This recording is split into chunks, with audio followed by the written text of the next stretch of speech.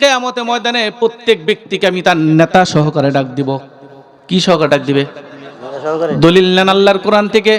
আল্লাহ রাব্বুল আলামিন বলেন, ইয়াউমা নাদউ কুল্লা উনাসিম বিইমামিহিম, প্রত্যেক ব্যক্তিকে কিয়ামতের ময়দানে তার নেতা সহকারে ডাকা হবে।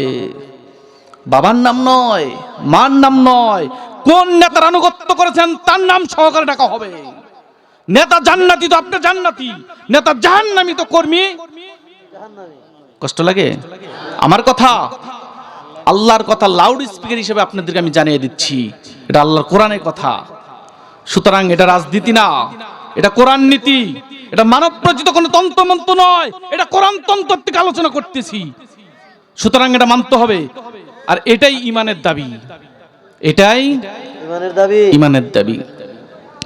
আল্লাহ রাব্বুল আলামিন বলেন, ওয়া আমিলুস সালিহাত, ঈমানের দাবি অনুযায়ী যদি আমল করতে পারো তুমি আশরাফুল মাখলুক। 2 নম্বর গুণটা, ঈমানের দাবি হচ্ছে সুদ খাওয়া যাবে না, ঈমানের দাবি হচ্ছে ঘুষ খাওয়া যাবে না, ঈমানের দাবি হচ্ছে জিনা করা যাবে না, ঈমানের দাবি হচ্ছে এক মুসলমান আসল আরেক মুসলমানকে কষ্ট দেওয়া যাবে না, ঈমানের দাবি হচ্ছে সুযোগ পেয়ে কাউকে ঠকানো যাবে। আমরা ঠকাই কিনা? তাহলে ঈমানের দাবি অনুযায়ী আমাদের আমল আছে কিনা বলেন? তাহলে আশরাফুল মাখলুক কেমন হবেন? 1 নম্বর শর্ত ঈমানদার আছি। 2 নম্বর শর্ত হচ্ছে ঈমানের দাবি অনুযায়ী যদি আপনি আমল করতে পারেন আশরাফুল মাখলুক। ঈমানের দাবি অনুযায়ী যদি আমল করতে না পারেন তাহলে আপনি আশরাফুল মাখলুক না। আপনি বলবেন হুজুর শেখের বেটি হাসিনা আশরাফুল মাখলুক না। আপনি বললেন কেমনে না? ঈমানের দাবি হচ্ছে আলেমদেরকে পিটানো যাবে না, ঈমানের দাবি হচ্ছে কোরআনের ধারক বাহকদেরকে শ্রদ্ধা করতে হবে, সম্মান করতে হবে। ঈমানের দাবি হচ্ছে কেউ যদি কোরআনের সাথে বেয়াদবি করে, কোরআনের উপরে 144 ধারা জারি করে দেয়, কোরআনে আলেমদেরকে মারে পিটায় রক্তাক্ত করে, ঈমানের দাবি অনুযায়ী সে চলে নাই, সে কশিনকারেও আশরাফুল মাখলুক হতে পারে না।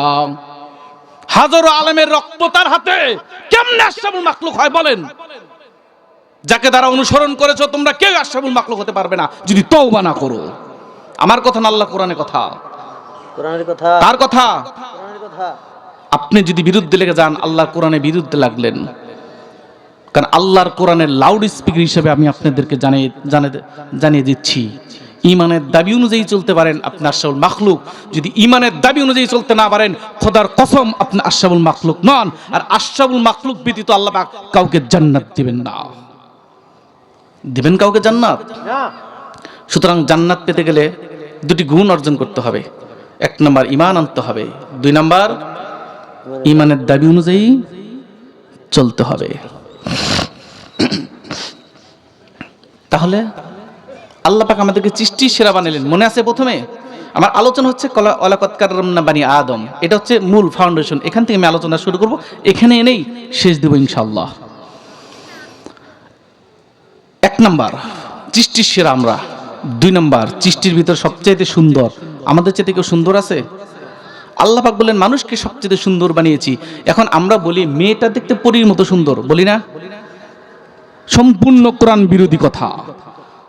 সূরা 3-এর 4 নম্বর আয়াতে আল্লাহ পাক বলেন পৃথিবীতে সবচেয়ে উত্তম অবয়ব আকৃতি দিয়ে আমি মানুষকে সৃষ্টি করেছি। তুমি বলতেছো পরীর চাইতে পরীর মতো দেখতে, পরী সুন্দর। তুমি কি মানুষের চাইতে পরীকে সৌন্দর্য মর্যাদা বেশি দিলা? আমি আল্লাহর কথা কি তোমার কাছে কোনো দাম নেই? আল্লাহ রাব্বুল আলামিন বলেন তাম দুনিয়ার ভিতরে মানুষের চাইতে সুন্দর আর কোনো প্রাণী নেই, কোনো সৃষ্টি নেই, কোনো মাখলুক। সুতরাং যদি কখনো বলে থাকেন পরী সুন্দর, এই মেয়েটা পরীর মতো দেখা যায়, তাহলে তুলনা করলেন কার সাথে? মতান্তরে এটা বোঝা যাচ্ছে যে মানুষের চাইতে পরী সুন্দর। আর পরী তো মানুষের ধারের কাছেও নেই সৌন্দর্য দিক দিয়ে। কারণ আমরা শ্রেষ্ঠ জাতির, আমরা সৌন্দর্য দিক দিয়েও শ্রেষ্ঠ। কারণ আল্লাহ পাক আমাদের মাথাটা কুদরতি হাত দ্বারা সৃষ্টি করেছেন। পরীকে সৃষ্টি করেছেন আল্লাহ কুদরতি হাতে, জিনকে সৃষ্টি করেছেন। তাহলে তারা কেমনে আমাদের ধারে কাছে আসবে সম্মানের দিক থেকে? ফেরেশতার চাইতেও মানুষের সম্মান বেশি, দাম বেশি। কারণ ফেরেশতার সৃষ্টির ক্ষেত্রে আল্লাহ হাত লাগান নাই।